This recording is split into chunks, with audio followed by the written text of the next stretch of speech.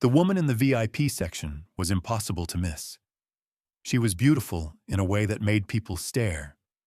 Former Miss World, Cindy Breakspeare, sat in the front row of the National Stadium in Kingston, Jamaica, wearing a dress that caught every light. And Bob Marley, on stage singing "Is This Love?", couldn't stop looking at her. 10,000 people noticed, including the woman standing backstage, the woman who'd been Bob's wife for 12 years, the woman whose voice had been part of every Bob Marley song for a decade. Rita Marley saw everything, and what she did next would become the most powerful moment of defiance in reggae history. If you love discovering the untold stories behind music history's most incredible moments, please like this video and subscribe to our channel.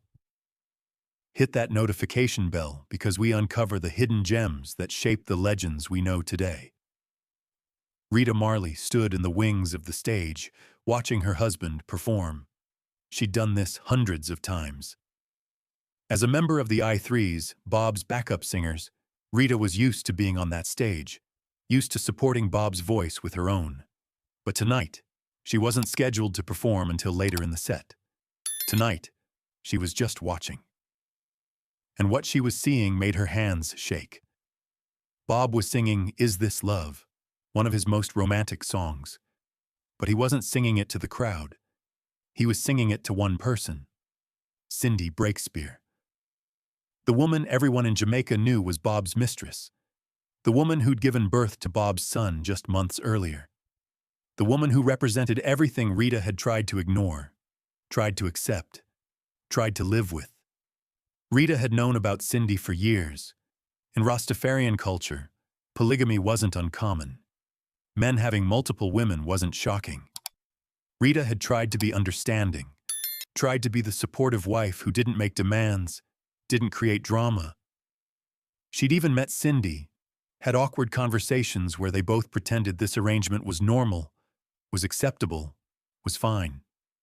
But watching Bob sing a love song directly to Cindy, in front of 10,000 people, in front of Rita's friends, her family, her community, this wasn't fine. This was humiliation. This was disrespect. And Rita Marley had had enough. Bob's voice filled the stadium. Is this love? Is this love? Is this love that I'm feeling? He was looking at Cindy, smiling at her, singing like she was the only person in the world.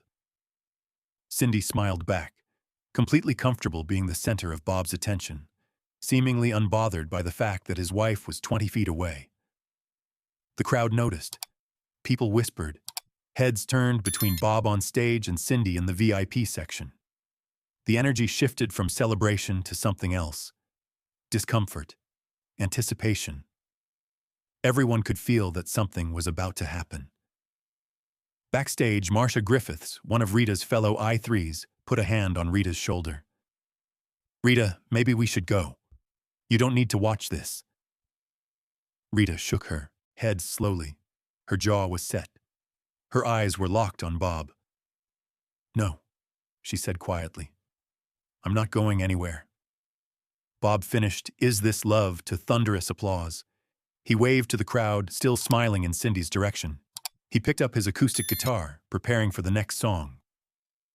The band was setting up for "No Woman, No Cry," the song Rita usually sang backup on, the song that was as much hers as it was Bob's. That's when Rita made her decision. She walked out of the wings, onto the stage, while Bob was tuning his guitar. He didn't see her at first. The crowd did. A murmur went through the stadium. Rita Marley, not scheduled to perform yet, walking onto the stage during Bob's solo acoustic set.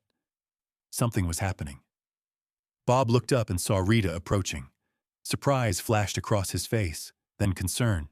He knew that look in her eyes. He'd seen it before in private arguments, in quiet moments of tension, but never on stage, never in front of thousands. "Rita," Bob said quietly, though the microphone picked it up. "What are you—" Rita walked right up to Bob's microphone. She didn't ask permission. She didn't wait for an invitation. She just took the mic stand and pulled it toward her. Bob stepped back, confused, maybe a little afraid. The stadium went completely quiet. 10,000 people held their breath. Rita looked out at the crowd. Then her eyes found Cindy in the VIP section. Their gazes locked. Cindy's smile faded. She suddenly looked very small, very exposed. Rita spoke into the microphone. Her voice was steady, strong, carrying across the stadium with perfect clarity. "This next song," she said, "is about love. Real love. The kind of love that stays when things get hard. The kind of love that doesn't just show up for the good times. The kind of love that's here even when it's not appreciated." She looked at Bob. Bob looked back at her, and for a moment, something passed between them. Years of marriage, years of compromise, years of Rita supporting Bob's career, raising their children, standing beside him while he became a legend, all while knowing she was sharing him with other women. Bob opened his mouth to speak, but Rita shook her head. "Not now. Not yet." Rita turned to the band. "No woman, no cry," she said. "But just me. No one else." The band looked at Bob. Bob hesitated, then nodded slowly. What else could he do? Refuse his wife the right to sing at his own concert, in front of everyone? The opening chords began. Familiar, beloved, the song every person in that stadium knew by heart. But this time, it was different. This time, Rita was singing alone, and everyone understood why. "No woman, no cry," Rita sang, her voice filling the stadium with a power that made people's hair stand on end. This wasn't backup singing. This was a declaration. Bob stood to the side, still holding his guitar, watching his wife transform his song into something else. Something that was now about her, about survival, about strength. "I said I remember when we used to sit in the government yard in Trenchtown," Rita sang, and everyone knew she was singing about her life with Bob. About their beginnings, before the fame, before the other women, before everything got complicated. Rita's voice carried memories that the audience could feel. She wasn't just singing lyrics. She was telling the story of a young girl who fell in love with a dreamer, who believed in his vision, who stood by him when he had nothing. She was reminding everyone, including Bob, of the woman who had been there from the beginning. The crowd was mesmerized. This wasn't just a performance. This was real. This was a wife confronting her husband's infidelity in the most public way possible. Not with anger, but with dignity, with strength, with a voice that refused to be silenced. People in the audience were crying. Women grabbed their partners' hands, squeezed them, perhaps sending their own messages. Men shifted uncomfortably, perhaps seeing themselves in Bob's position, perhaps recognizing the pain they'd caused in their own relationships. The other I3s, Marcia and Judy, stood backstage watching, tears streaming down their faces. They knew Rita's pain. They'd witnessed it for years. They'd held her when she cried in private, when the public humiliation became too much. And now they were watching her channel all that pain into power. Rita reached the chorus again, "No woman, no cry." And the way she sang it, the emphasis she put on those words, it was clear what she was really saying.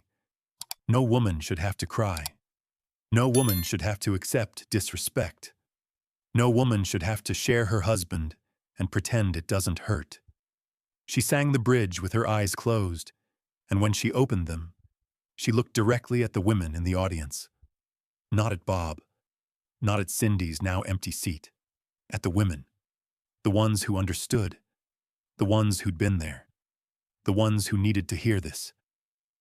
"Everything's gonna be all right," Rita sang, but it wasn't Bob's version of the line.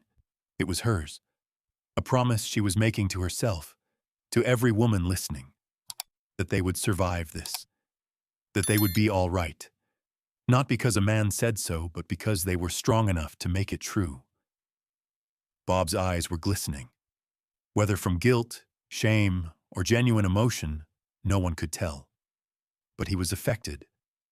Everyone could see it. In the VIP section, Cindy Breakspeare looked like she wanted to disappear. People around her were staring, not with admiration anymore, but with something else. Judgment. Sympathy for Rita. Cindy stood up quietly and left her seat, slipping out of the VIP section, no longer comfortable being the object of Bob's public affection. Rita sang through the entire song, every verse, every chorus. Her voice never wavered. She didn't cry. She didn't break down. She was powerful, in control, claiming her space on that stage and in that relationship. When the final notes faded, the stadium erupted. But this wasn't normal applause. This was something different. Women in the audience were on their feet, tears streaming down their faces, screaming Rita's name. Men were applauding too, but more quietly, perhaps recognizing themselves in Bob's shame, perhaps understanding that they were witnessing something important. Rita handed the microphone back to Bob. She looked at him one more time. "I'm still here," she said, quietly enough that the mic didn't pick it up, but Bob heard. "I've always been here." Then Rita walked off the stage, back to the wings, leaving Bob alone with 10,000 people who had just watched his wife remind him, and everyone else, exactly who she was. Bob stood there for a long moment, unable to speak. He tried to continue the concert, but his voice was thick with emotion. He made it through 2 more songs before cutting the set short, something he never did. "I need a moment," he told the crowd. "I need to take care of something important." Backstage, Bob found Rita in her dressing room. The other I3s gave them privacy. What was said in that room, only Bob and Rita know. But people who were nearby said they heard Bob's voice, breaking, apologizing. And they heard Rita's voice, still strong, still steady, setting terms. Those who stood outside the door later described hearing Bob say words like, "I'm sorry," and "I need you," and "I was wrong." They heard Rita's responses, calmer, more measured. "This isn't about tonight," she said at one point, her voice carrying through the door. "This is about every night. Every time you made me feel invisible while I stood right beside you." The conversation lasted 20 minutes. At one point, there was silence so long that people wondered if they'd left through another door. But then Bob's voice again, quieter now. Perhaps sitting down, perhaps on his knees for all anyone knew. The pride of Bob Marley. Humbled by the woman who knew him before he was Bob Marley, the legend. When they finally emerged, Bob's eyes were red. Rita's were dry. She walked past him, past the waiting I3s, past the stage managers and sound techs, her head high, her dignity intact. Bob watched her go, and something in his face had changed. Something had shifted. The concert resumed 30 minutes later. When Bob returned to the stage, Cindy's VIP seat was empty. But Rita was back on stage, standing with the I3s, singing backup like she always had. The difference was, now everyone understood. Rita wasn't just backup. She never had been. She was the foundation, the constant, the strength behind everything Bob Marley represented. In the years that followed, Bob continued his relationship with Cindy Breakspeare. Rita stayed married to Bob until his death in 1981. Their relationship remained complicated, imperfect, real.